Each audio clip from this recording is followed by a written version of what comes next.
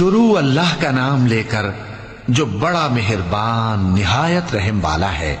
جو لوگ کافر ہیں یعنی اہل کتاب اور مشرک، وہ کفر سے باز رہنے والے نہ تھے یہاں تک کہ ان کے پاس کھلی دلیل آ جائے، یعنی اللہ کا ایک پیغمبر جو پاک اوراق پڑھ کر سناتا ہے جن میں مستحکم آیتیں لکھی ہوئی ہیں، اور اہل کتاب جو فرقوں میں بٹے ہیں تو دلیل واضح کے آنے کے بعد ہی بٹے ہیں، حالانکہ ان کو حکم تو یہی ہوا تھا کہ اللہ کی عبادت کریں، اطاعت کو اسی کے لیے خالص کرتے ہوئے یکسو ہو کر، اور نماز قائم کریں اور زکوٰۃ دیں، اور یہی مضبوط اصولوں والا دین ہے۔ جو لوگ کافر ہیں یعنی اہل کتاب اور مشرک، وہ دوزخ کی آگ میں پڑیں گے اور ہمیشہ اسی میں رہیں گے۔